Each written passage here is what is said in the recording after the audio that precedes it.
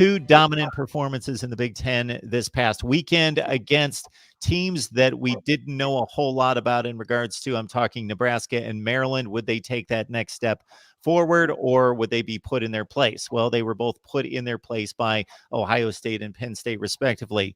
What do you take from those two outcomes? I've never seen a team score 142 points in its first two games and then 17 in its next two games, like ever, you know? And you know, I liked the way Mike Loxley approached the loss to Temple in the locker room afterwards. He was very upfront. Hey, this has happened to this program before. We have a slide after this. This is not going to happen to us, except that obviously it is. So, you know, the good thing is they just started basketball practice there in College Park, and that's probably a preseason top 10 team. So, you know, we'll see you this winter.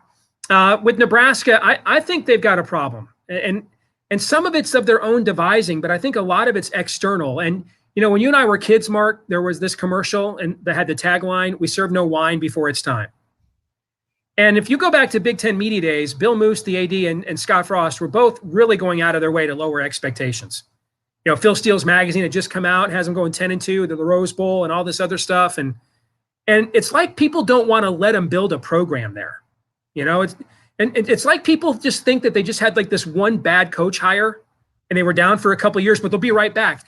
It's been 15 years. This is like the fourth offense they've switched to in 15 years, you know, and he's trying to remake over an entire roster and game day going there and everything else. I mean, it's just, there's this idea like they're back. No, they're not. They're going to, you know, they're going to be like 7-5 and win like a Red Box Bowl. And then next year we'll get a better idea of who they are.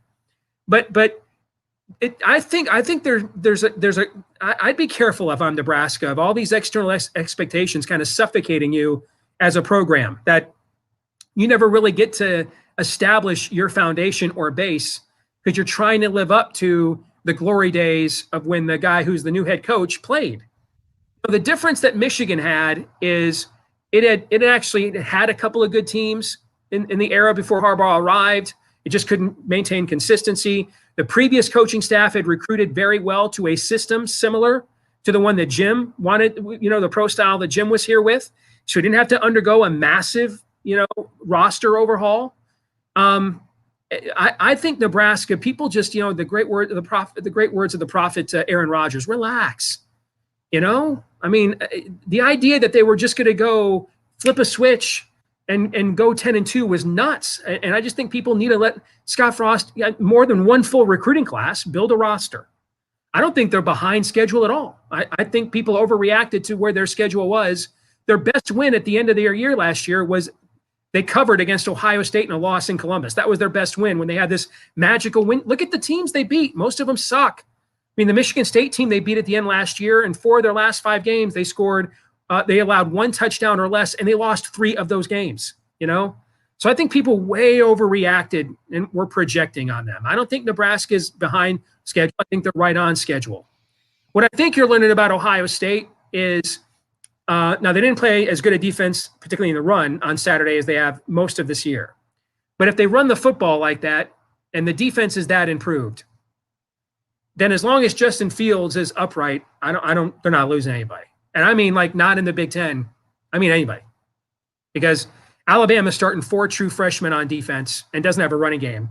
Alabama is a one-dimensional team. Now, that one dimension is terrific, but they're like the Dan Marino Miami Dolphin teams with Tua. That's all they do. They do it really well, but there's not a lot of balance there. They're not a great defensive team by their own standards.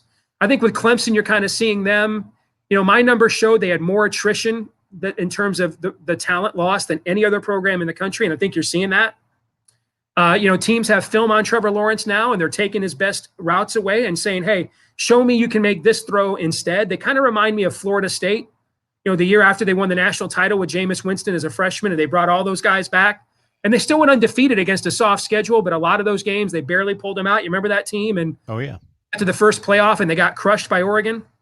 So if they're going to continue to run the ball like that, and Justin Fields is healthy, then I don't see anybody beating them. I think they're playing at a different level of everybody else in the Big Ten. Now, you know, if you read a headline, Justin Fields non-contact injury, or Justin Fields blown Achilles fourth quarter in a blowout win over you know, Maryland, yikes. I think that's why I still think they're a high variance team, because I think they're potentially the national champions if he's in the lineup.